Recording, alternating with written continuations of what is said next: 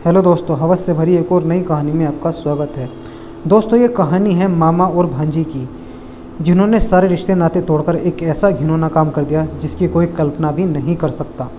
दोस्तों, अमित नाम का लड़का जो कानपुर का रहने वाला था, उसकी उम्र करीब 24 साल थी। अमित की बहन की शादी गोरख में हुई थी। अमित एक बिगड़ा हुआ इंसान था। उसकी अभी तक कोई नौकरी या जॉब नहीं लगी थी।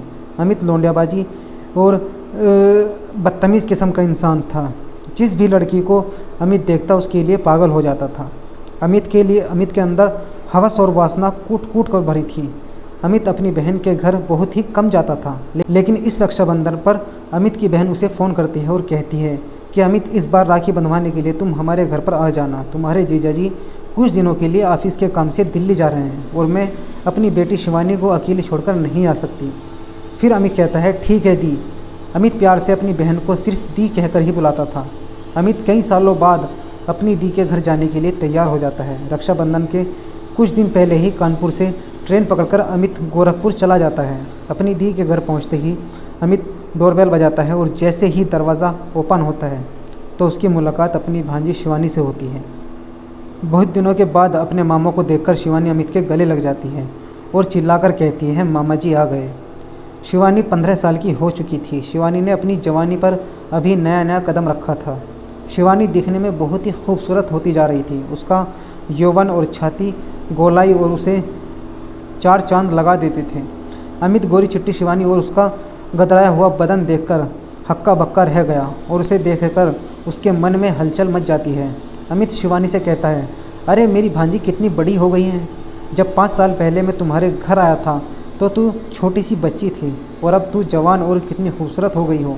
तभी शिवानी कहती है, मामा जी मैं कहाँ बड़ी हो गई हूँ, मैं अभी भी बच्ची हूँ। दोस्तों, शिवानी पहले 8 या 10 साल की बच्ची हुआ करती थी, पर अब वो हुस्न की परी जैसी खूबसूरत लड़की हो गई थी। उसका जिस्म अब पूरी तरह से भर गया था और अब वो एकदम जवान लड़की की तरह लगती थी, जैसे डिग्री कॉलेज में जाने वाली जवान लड़कियाँ होती हैं।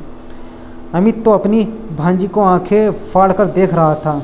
इतना ही नहीं, जब शिवानी उसके गले लगती है तो उसी वक्त अमित के अंदर शैतान जाग उठता है और उसके साथ अपनी हवस मिटाने के लिए सपने देखने लगता है।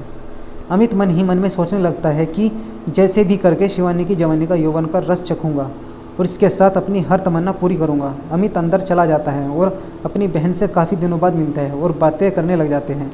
कुछ देर बाद खाना खाने बैठते हैं और खाना खाते समय अमित की निगाहें अपनी भांजी पर ही रहती हैं और उसके मन में तरह तरह के सपने आते रहते हैं। फिर दूसरे दिन रक्षाबंधन का त्यौहार अच्छे से निपट जाता है। अमित की दी तो खाना बनाकर दूसरे कमरे में अपने पति के साथ सो जाती है।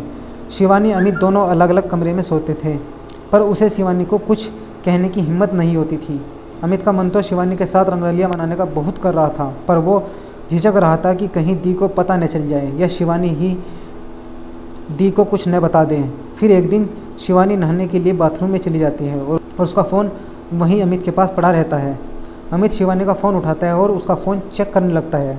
अमित शिवानी के फ़ोन में कई सारे फ़ोटो देखता है जो कि उसके बॉयफ्रेंड के साथ कई फ़ोटो थे। कुछ देर बाद शिवानी नहाकर तौलिया लपेटकर बाहर निकलती है तो अमित शिवानी के गदराए हुए गोरे जिस्म को देखकर पागल हो जाता है। अमित के अंदर काम वासना भड़क जाती है। उसके अंदर हवस का भूत सवार हो जाता है। अमित ने सोच लिया था कि जो कुछ भी हो जाए, आज तो मैं इसके साथ अपनी हवस की भूख मिटा कर ही रहूँगा। शिवानी अपने रूम में चली जाती है और चेंज करके बाहर निकल रही थी तो अमित उसे अपने पास बुलाता है और शिवानी अमित के पास आती है और हंसती हुई कहती है, क्या है मामा जी। अमित उसे बॉयफ्रेंड के साथ वाली फ़ोटो दिखाते हुए पूछता है, ये सब क्या है। शिवानी एकदम चुप हो जाती है और कहती है, मामा जी वो शिवानी के होठ तो जैसे सिल गए थे। अमित समझ जाता है कि ये कोई और नहीं बल्कि इसका लंगोटिया यार ही होगा। तभी अमित शिवानी से कहता है, तेरे इस लंगोटे यार ने तेरे साथ वो सब कुछ किया होगा। शिवानी कहती है, नहीं मामा जी, अभी तो हमारा नया नया प्यार है। अमित उस समय बिल्कुल कंस मामा बन गया था। अमित मन ही मन सोचता है कि इसका मतलब मेरी भांजी अभी नई कच्ची कली है और इसके साथ तो रासलीला करने में तो अलग ही बात है। अमित नाटक करते हुए शिवानी से कहता है कि मैं जा रहा हूँ, तेरी अम्मा को ये फ़ोटो दिखा रहा हूँ कि आपकी बेटी ये सब क्या कर रही है। अमित तो भोली भाली अपनी भांजी शिवानी को अपने जाल में फंसाने की कोशिश कर रहा था। अमित के पास अब ये अच्छा मौका था कि शिवानी को ब्लैकमेल करके ही सही उसके साथ रंगरेलियाँ मनाई जाए, तभी शिवानी कहती है, नहीं मामा जी नहीं, आप ऐसा मत करो प्लीज़, आपको मेरी कसम, आप जो कहेंगे मैं वो सब करूँगी, पर मम्मी को ये फ़ोटो मत दिखाओ।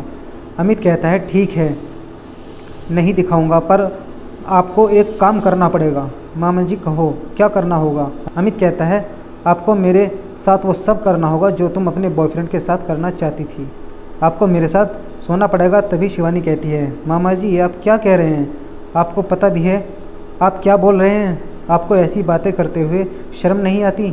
अमित कहता है, ठीक है, फिर लगता है ये फ़ोटो तेरी मम्मी को दिखाने ही पड़ेंगे। शिवानी अमित की तरफ नफ़रत भरी नज़रों से देखने लगती है। शायद उसके दिल में अमित के लिए जो प्यार था वो सब खत्म हो चुका था। कुछ देर तक वो खड़ी रही। शिवानी को कुछ समझ नहीं आ रहा था कि क्या बोले। शिवानी अब अमित के जाल में फंस गई थी और आखिर कह ही देती है कि ठीक है मामा जी, आपको जो करना है कर लो, पर प्लीज़ मम्मी को ये फ़ोटो मत दिखाना। मामा जी। शिवानी के मुंह से ये सुनकर अमित बहुत खुश हो जाता है।